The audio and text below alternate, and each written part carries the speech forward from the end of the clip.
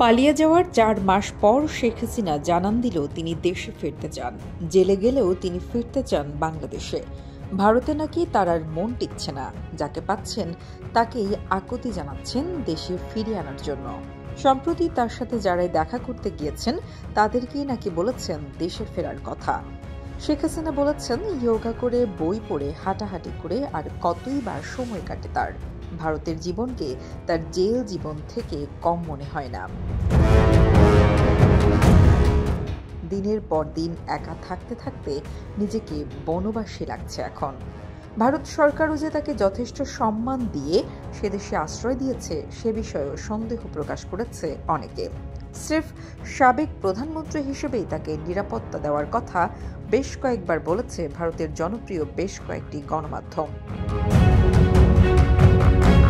শেখ হাসিনার অবস্থান সম্পর্কে তথ্য না থাকলেও তিনি ভারতে কী ধরনের নিরাপত্তা বা আতিথেয়তা পাচ্ছেন এবং চরম অস্বাভাবিক একটা পরিস্থিতিতে তিনি স্বাধীনভাবে কতটা কি করতে পারছেন তা নিয়ে অনেকের মনেই প্রশ্ন উঠতে পারে।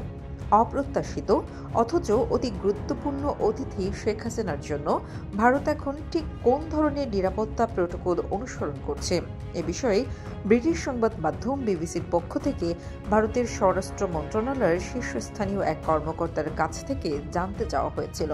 জবাবে ওই কর্মকর্তা সংক্ষেপে ৩টি বিষয় উল্লেখ করেন। তিনি জানান, শেখ হাসিনাকে ততটুকু নিরাপত্তায় দেওয়া হয়েছে যেটুকু না হলেই নয়। তার চারপাশে ঘিরে রয়েছেন সাদা পোশাকের রক্ষীরা, জলপাই রঙা উর্দির কমান্ডো বা সেনা সদস্যরা নন। এই পুরো বিষয়টার মধ্যে কোনো আতিশয্যের বালাই রাখা হয়নি বলে জানিয়েছেন ওই কর্মকর্তা। অর্থাৎ ঢাকঢোল পিটিয়ে বা ঘটা করে তাকে কোনো নিরাপত্তা দেওয়া হচ্ছে না।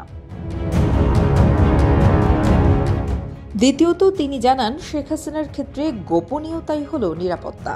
বিবিসি বলছে, দিল্লিতে শেখ হাসিনার নিরাপত্তার ক্ষেত্রে সবচেয়ে বেশি জোর দেওয়া হয়েছে গোপনীয়তার ব্যাপারে। কারণ তিনি কোথায় এবং কিভাবে আছেন সেটা যত বেশি গোপন রাখা যাবে ততই তার নিরাপত্তা নিশ্চিত করা সহজ হবে। ওই কর্মকর্তা আরও জানান, শেখ হাসিনাকে এক জায়গা থেকে আরেক জায়গায় নিয়ে যাওয়া কিংবা তার সঙ্গে অন্যদের দেখা করানোর ব্যবস্থা যতটা সম্ভব এড়ানোর চেষ্টা করা হচ্ছে। বিবিসি বলছে, শেখ হাসিনার চলাফেরা কিংবা অন্যদের সঙ্গে দেখা সাক্ষাৎ যে পুরোপুরি বন্ধ নয় তার ইঙ্গিত ওই কর্মকর্তার কথাতেই ছিল। শেখ হাসিনাকে যাতে কোনোভাবেই প্রকাশ্যে আসতে না হয় এই প্রটোকলে সেই চেষ্টাও বিশেষভাবে লক্ষণীয়।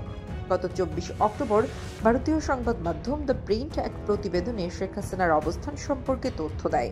এতে বলা হয়, নয়াদিল্লির লুটিয়েন্স বাংলোজনের একটি বাড়িতে গত ২ মাস ধরে বসবাস করছেন শেখ হাসিনা। বাংলাদেশের সাবেক প্রধানমন্ত্রীর জন্য কঠোর নিরাপত্তা নিশ্চিত করেছে ভারত সরকার। প্রতিবেদনে বলা হয়েছে, লুটিয়েন্স বাংলো এলাকায় ভারতের মন্ত্রী, সিনিয়র এমপি ও শীর্ষ কর্মকর্তাদের জন্য বরাদ্দ করা বাড়ির মতো একটিতে শেখ হাসিনাকে থাকতে দেওয়া হয়েছে। যদিও তার গোপনীয়তা ও নিরাপত্তার স্বার্থে দ্য প্রিন্ট বাড়িটির প্রকৃত ঠিকানা বা রাস্তার বিবরণ প্রকাশ করেনি। এদিকে গত প্রায় ৩ মাসে শেখ হাসিনার অনেকগুলো কথিত ফোন কল সামাজিক মাধ্যমে ভাইরাল হয়েছে। এতে এক পক্ষের কণ্ঠস্বর হুবহু শেখ হাসিনার কণ্ঠস্বরের মতো শোনাচ্ছে। একাধিক পদস্থ সূত্রের বরাতে বিবিসি জানিয়েছে, এগুলো শেখ হাসিনারই কণ্ঠস্বর। শেখ হাসিনা যেহেতু ভারতে গৃহবন্দী কিংবা রাজনৈতিক বন্দী নন, ফলে দেশে বিদেশে তার পরিচিত জন কিংবা দলীয় নেতাকর্মীদের সঙ্গে ফোনে কথা বলার সুযোগ পাচ্ছেন। দিল্লিতে থাকা মেয়ে সাইমা ওয়াজেদ এবং যুক্তরাষ্ট্রে থাকা ছেলে সজীব ওয়াজেদের সঙ্গে তার প্রতিনিয়তই যোগাযোগ হচ্ছে। টেলিভিশন, সংবাদপত্র কিংবা ইন্টারনেটে তার সম্পূর্ণ অ্যাক্সেস আছে।